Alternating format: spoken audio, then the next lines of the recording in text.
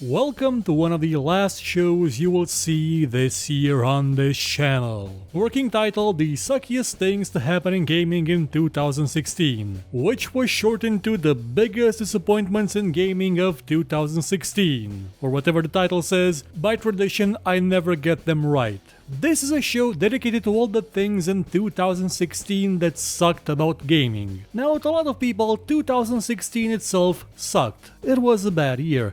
Sure, it may have started as current year, where everything was great and was progressing nicely because it was current year, but then it turned into, well, the internet had a meltdown because of 2016 about a month ago. And it was no walk on a beach for gaming either. So let's get this started in no particular order. These are the most disappointing things that happened in 2016 in terms of gaming. Number 1. Deus Ex Mankind Divided. Two major issues are kind of problematic with this game. One is that it behaves not like its own game but as an expansion to Human Revolution, one that's not as good. And two, you don't even get the full game. You get the beginning of a story. No, let me rephrase that. At the end of the game, you get the beginning of a story that may actually be interesting, because all throughout the game you just do a side quest, one that no one really cares about. You meet characters that don't do much. They're set up for the expansion or the sequel where it'll actually do something, and that's it. Also, it kinda ran like crap, but that's kind of par for the course for the majority of the games released this year, so that's why I left out Dishonored 2. It also had a multiplayer-ish, connected-ish, mode-ish, intrusion-ish. It had VR missions for no goddamn reason. Not at all. Hopefully the next one will not be this disappointing, because there was some part of this game that actually was good. Like the level design in some areas was superb. The gameplay in those areas was perfect. If only the entire game was about that, which it wasn't. Number 2. The Division. For some reason, there were people that had certain expectations of this game. I wasn't one of them. They seemed to believe that this game required team tactics or something, or planning. At least I hoped this would be an okay shooter with survival elements in it. Turned out to be a really crappy looter shooter with bullet spongy enemies and very shitty loot. One that was set in a very realistically rendered world whose gameplay made not a goddamn lick of sense to that world. Why do people take multiple headshots before they die? Why does this purple or blue Uzi deal more damage than a high caliber machine gun that's just white or green? Why am I killing all these black people in this black people designated killing area? You know, there were parts of the Division that sort of sucked. Oh, and if you mention, I'm gonna keep coming back to the story.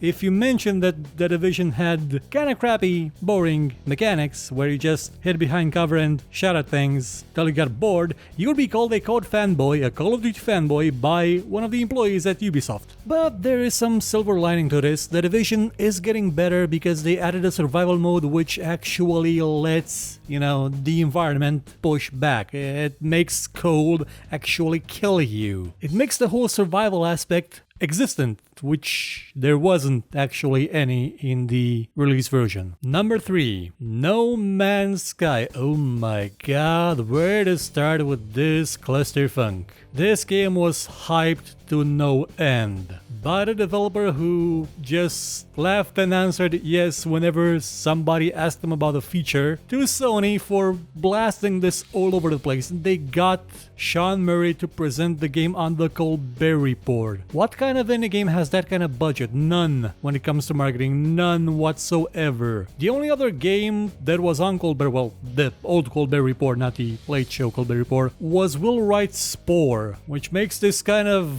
ironic or symmetrical because they both kind of had the same idea and both sort of fudged it up a bit. Only this one fudged it up a lot by basically lying to its audience that there was multiplayer for most of the time, and in general this game not being that good or have anything of interest in it. Oh sure, you will find people that say, well, if you set yourself objectives and then you try to complete those objectives, then this game can be amazing. Right now I'm looking at an Excel spreadsheet and I'm gonna make it an objective to click on 5 different cells. 1, 2, 3, 4, 5. Oh my god, this was so fun. Well, actually it wasn't, but still, I didn't pay $60 for it. It's open office, it's free. Number 4, EverQuest Next being cancelled.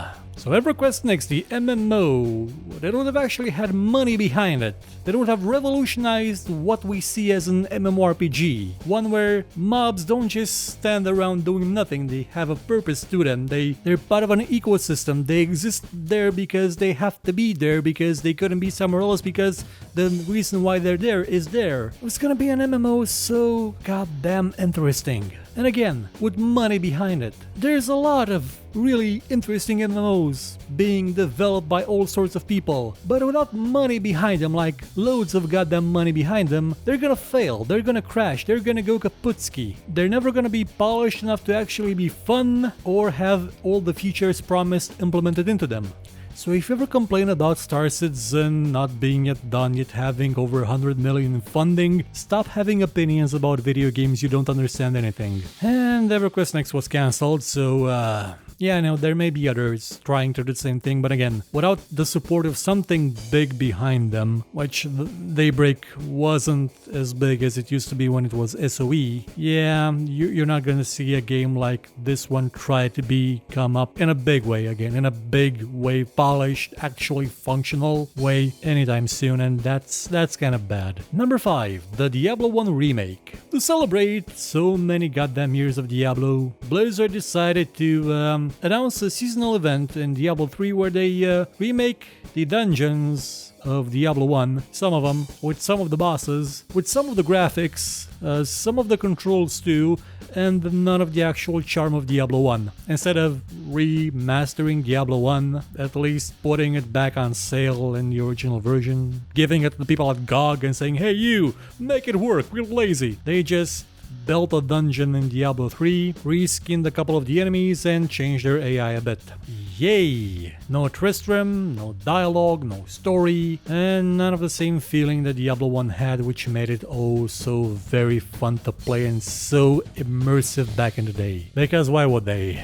They already have all your money. There's no point in asking for them to be the Blizzard that made us fucking cry like babies when they used to release a good game. Unless we're talking Overwatch. Number 6, Battlefield 1's beta. I did not play Battlefield 1, the release version. I did not play it, so I can't really talk about it. But I did play the beta. Do you know what I wanted in that beta? For them to say, hey, you know what? There's 2 days left, and as a little gift to you guys for playing this beta map over and over again, we're gonna add the Zeppelin map, and we're gonna let you play Zeppelins in it. You're gonna fly a Zeppelin, well, you're gonna float as a Zeppelin, standing still for most of the time, and planes will be shooting at you in that Zeppelin. Or you'll be in those planes shooting at the Zeppelin. It's gonna be amazing. That's what I wanted to hear. That's what I wanted to play. I want my goddamn Crimson Skies fix in Super HD and 4K and something new. But I didn't get it.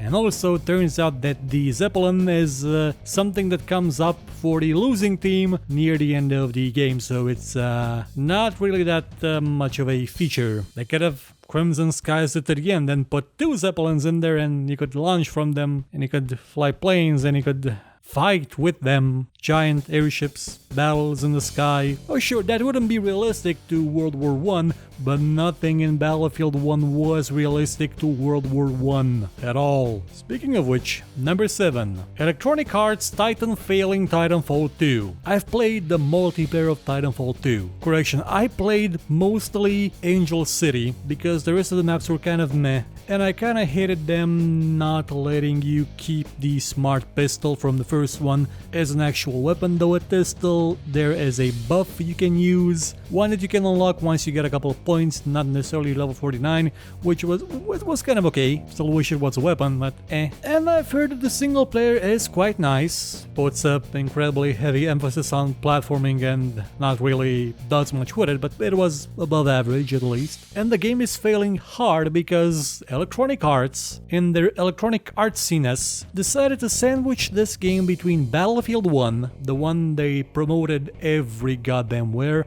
and Call of Duty Infinite Warfare, Call of Duty Infinite Warfare and Modern Warfare Remastered, which Activision promoted every goddamn where as well. This game had no chance. None at all. Even though the multiplayer is actually kind of fun. It's fast, it's groovy, and you get to punch people in a giant robot, which is something I wish I could do in MechWarrior Online, but that's not gonna happen for a while. They sent that game out to die. And why did they do it? Well, some conspiracy nuts, like myself, would say that it's because they wanted to have next year free of sci-fi games for Mass Effect Andromeda, which kinda makes sense. That's basically the final Hail Mary for BioWare before they shut off the studio, like they did with the forums. Or at least that's what all the people leaving the studio sort of indicates. Number 8. Nvidia's Drivers. Man, remember when Nvidia Drivers were the cat's meow? Like, Nvidia had a studio somewhere in either Siberia or Ukraine that just handled driver testing, and their drivers were top notch. They were some of the best drivers ever made. You would get performance improvements from these drivers that would just be mind-blowing. Sure, the drivers would end up being extremely bloated, gigantic even, sort of like a series of patchworks over patchworks over patchworks that would just crumble one day, and that day came. It came when, oh look, Nvidia drivers are starting to not let me turn on my computer. And oh look, I can't even change the goddamn tiles in my start menu on Windows 10 because the driver just freezes the start menu. It kills it. When was the last time an Nvidia driver did that? No, it doesn't happen. Nvidia does not do things like this, but it did. When was the last time that AMD's drivers did something like this? They never did something like this either. Sure, they may have set the fan speed to a maximum of 20% and may have fried your video card, but still, the goddamn start menu in Windows was never an issue. And this wasn't just one release. Months and months since September, since late August, has been a continuous cavalcade of crappiness from Nvidia's drivers, which I hope will stop soon so I can actually update to the latest driver safely. Number 9. Activision's Call of Duty desperation. So, when you release a new game and you're so goddamn desperate for people to play it, to buy it, what's the one thing you know you should do to get people to pre-order it? How about including in it a remastered version of one of the most successful ones you've ever made? The one that people have been saying, hey, you know what? Let's go back to that one. That one seemed like so good, like it was so cool. In retrospect, it wasn't all that cool. It was nice when it first came out, but repeated playings did not make it look any good in single player. The multiplayer was Counter-Strike with more grenades, but still, it was the game of its era. So they bundled the remastered with Infinity Warfare and then wondered why people got upset. Why people would say, hey, Activision, you're doing something crappy now. Like, the desperation reeked. And it still didn't do well. This was one of the least selling Call of Duty games ever made, even though this one, I've been told, actually improved things in terms of single player thingamabobs. It wasn't so corridorish anymore. It was to a point, but not as much. And the multiplayer was ripping off Titanfall again, I believe. Not sure. Haven't played the multiplayer for a Call of Duty game since Black Ops 3. We played it on the stream actually. It was full of hackers. Continuing on this idea. Number 10. The Skyrim Remaster. The one that's basically Skyrim with some mods on it. The one that isn't as stable as Skyrim with some mods on it. The one that thankfully was a free upgrade to the people that actually owned the entire collection of Skyrim and its DLC, and then released a updated version of that Skyrim and DLC package at a higher price with the same name in a stealthy way so people wouldn't notice. I honestly don't know why they made a remastered version of Skyrim that's basically not all that remastered-ish. They just updated the graphics a bit. That's it.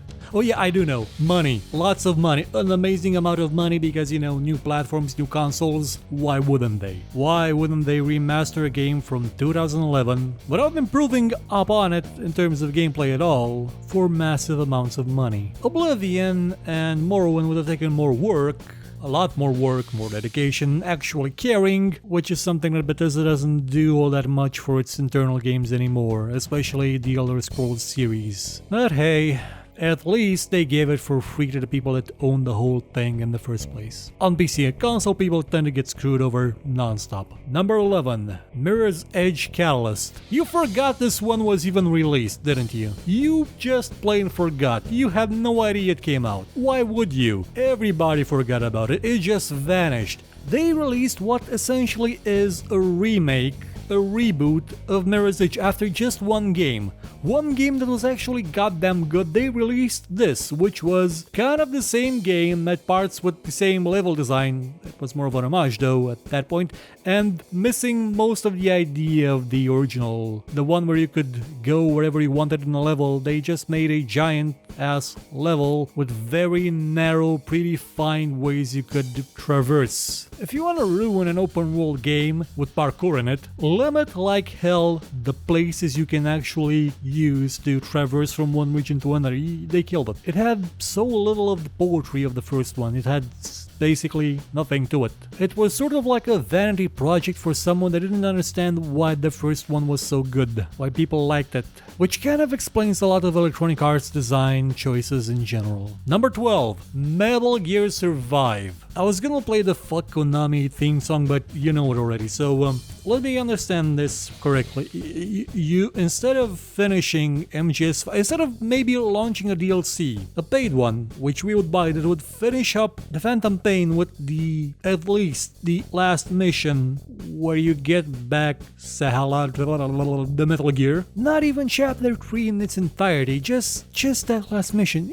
You made it into a zombie game, a zombie survival game. Really, that's all you had. That and pachinko machines. No wonder everybody hates Konami. They are the new Electronic Arts. And number 13 is kind of a tie. Video game movies, namely two of them. First one is Angry Birds. Why the hell does this exist? Well, because of marketing, you see. This is a brand with a lot of clout to it. People know it, people understand it. People are very interested in it. No, they're not. They play the goddamn mobile game because they don't have anything else to do while they're on the toilet. Who the hell wanted to see a movie about Angry Birds? Let alone one that was that horrible and sort of subversive in the immigrants are evil way. But I don't think that was intentional. But it's made for kids. Have you seen it? It's made for people that use drugs more than they use air. And they've been doing so since they were born. It is what happens in your brain right after you get a lobotomy. That is poison. And it made a lot of goddamn money. And I can't show you pictures from it because we would get